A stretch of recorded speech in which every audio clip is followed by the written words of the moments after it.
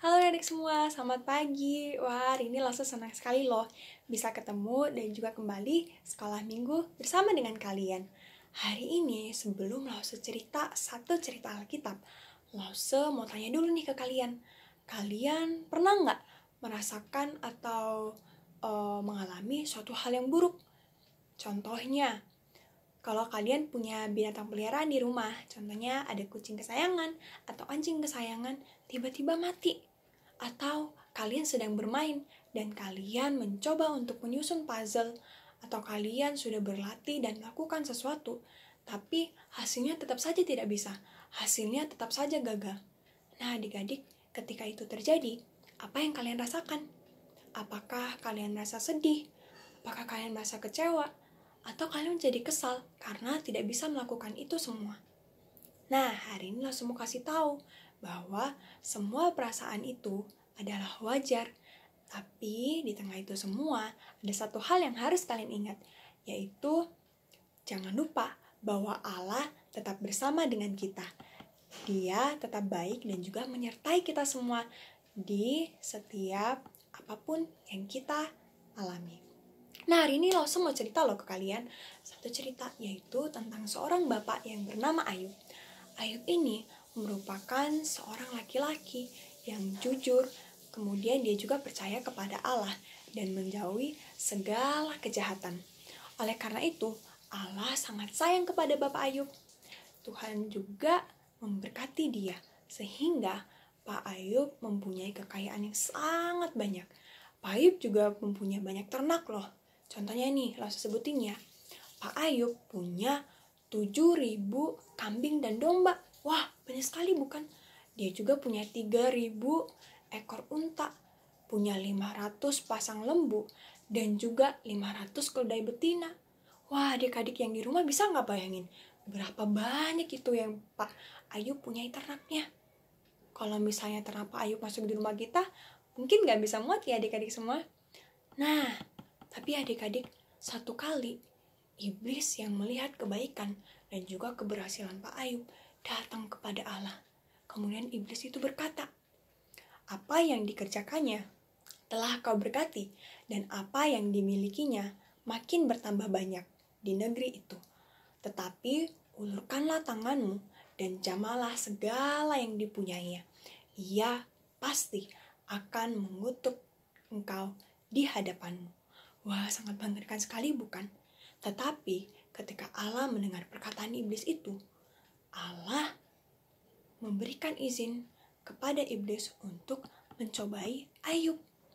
Kemudian setelah itu, hal-hal buruk pun terjadi loh di dalam kehidupan Pak Ayub. Satu persatu harta dan kekayaannya menghilang, semuanya mulai berkurang. Para pelayannya, ternak yang tadinya sangat banyak dia miliki, semuanya hilang, semuanya mati. Bahkan anak-anak yang dia kasihi juga pada mati semua. Nah, melihat hal ini adik-adik semua, Pak Ayub sangat sedih dan merasa bingung. Dia pun merobek bajunya dan mencukur kepalanya karena dia merasa sangat berduka. Tetapi adik-adik semua, di tengah hal buruk yang Pak Ayub alami, Pak Ayub tetap teguh dan mau percaya kepada Tuhan. Kemudian Pak Ayub berkata, dengan telanjang aku keluar dari kandungan ibuku, dengan telanjang juga aku akan kembali ke dalamnya. Pak Ayub juga berseru kepada Tuhan, Tuhan yang memberi, Tuhan yang memanggil, terpujilah nama Tuhan. Tapi adik-adik semua tidak selesai hanya di situ. Ternyata Pak Ayub juga ditimpa oleh sakit, yaitu sakit borok yang sangat menyakitkan. Dia mengalami sakit ini dari ujung kepala sampai ujung kakinya. Tetapi satu hal yang pasti, bahwa Pak Ayub tetap percaya kepada Tuhan. Nah adik-adik semua, adik-adik pernah nggak mengalami sakit? Contohnya nih, kalian sakit batuk, sakit pilek, ataupun demam. Nah, ketika kalian sakit, rasanya enak nggak? Atau apakah kalian masih bisa tidur dengan nyenyak? Atau kalian jadinya tidak bisa makan dengan enak? Bahkan kalian masih bisa nggak bermain? Wah, tentu rasanya tidak enak sekali bukan? Nah, Pak Ayub juga mengalami hal yang sama. Bahkan Pak Ayub ketika sakit dan kehilangan semua yang dia miliki, rasanya lebih parah loh, bahkan lebih menyakitkan ketika kita sedang mengalami sakit. Semua penderitaan Pak Ayub berjalan dalam waktu yang cukup lama.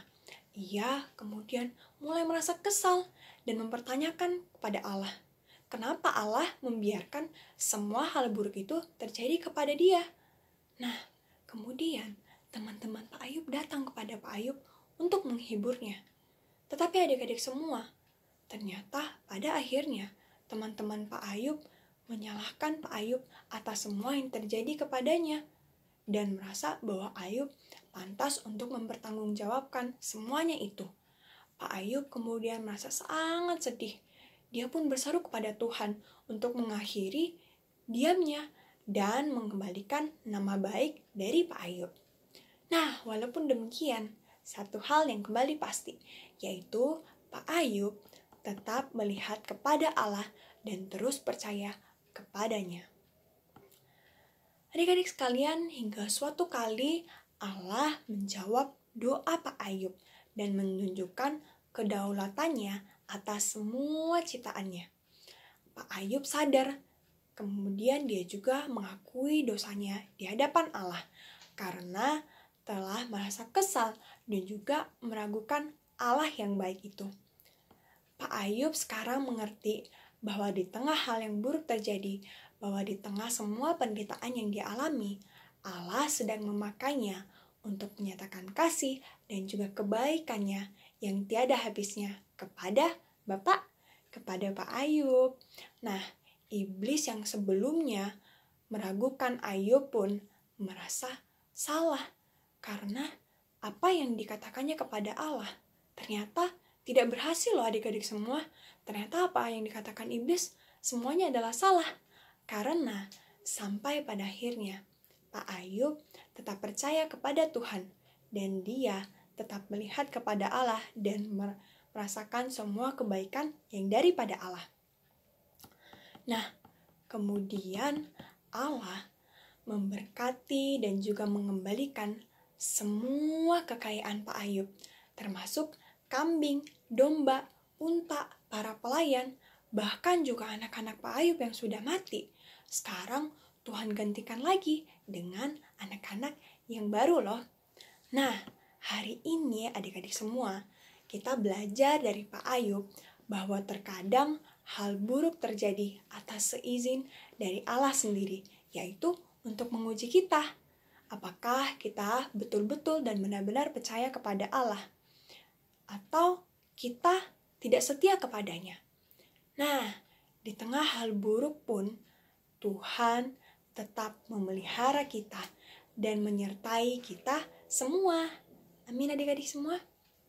Hari ini, Lause kembali mau mengajak kalian untuk menghafalkan satu ayat Alkitab, yaitu terambil dari Mazmur 145 ayatnya yang ke-14. Mazmur 145 ayatnya yang ke-14. Lause bacain untuk kita semua ya. Nanti adik-adik di rumah boleh membaca dan juga menghafalkannya.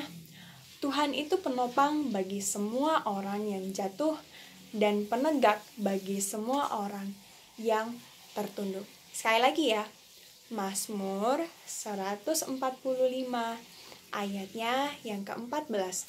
Tuhan itu penopang bagi semua orang yang jatuh dan penegak bagi semua orang yang tertunduk. Amin. Jangan lupa untuk dihafalkan ya. Nah, aktivitasnya apa Lause? Aktivitas kita hari ini, tadi kan kita udah belajar nih, Tuhan itu baik kepada kita.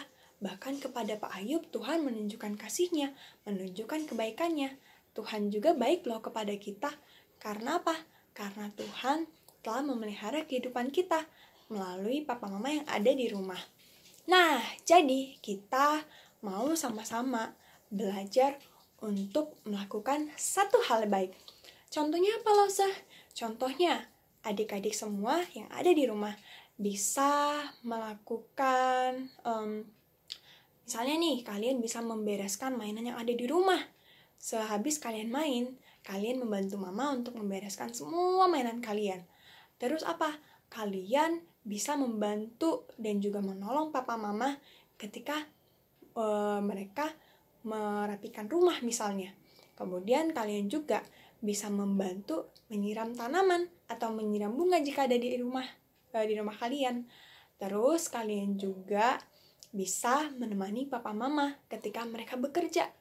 Atau kalian juga bisa memberi makan hewan peliharaan kalau kalian punya hewan peliharaan di rumah. Nah, Lausah, apakah kami harus melakukan itu semua? Wah, tentu tidak ya adik-adik. Kalian boleh memilih salah satu dari itu semua.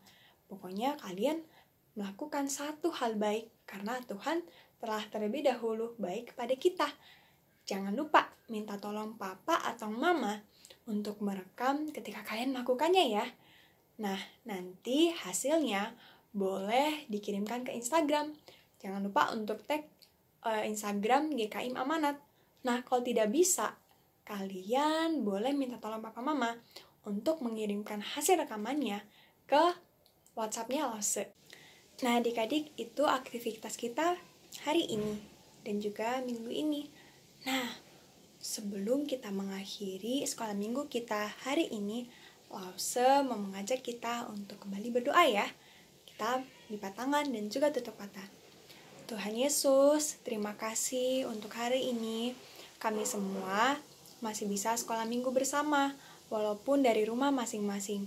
Terima kasih hari ini firman Tuhan mengingatkan kepada kami untuk kami dapat terus percaya dan juga yakin kepada Tuhan walaupun di tengah hal-hal buruk yang terjadi di kehidupan kami. Hari ini kami juga belajar bahwa kami mau melakukan satu hal yang baik karena Tuhan telah terlebih dahulu mengasihi kami dan juga baik kepada kami dalam kehidupan kami hari lepas hari. Terima kasih Tuhan Yesus, kami menyerahkan waktu kami ke depannya, aktivitas setiap anak-anak Tuhan sepanjang hari ini ke dalam tangan pengasihan Tuhan. Hanya dalam nama Tuhan Yesus kami sudah berdoa dan mengucap syukur. Amin. Nah adik-adik semua, sampai ketemu minggu depan. Bye-bye.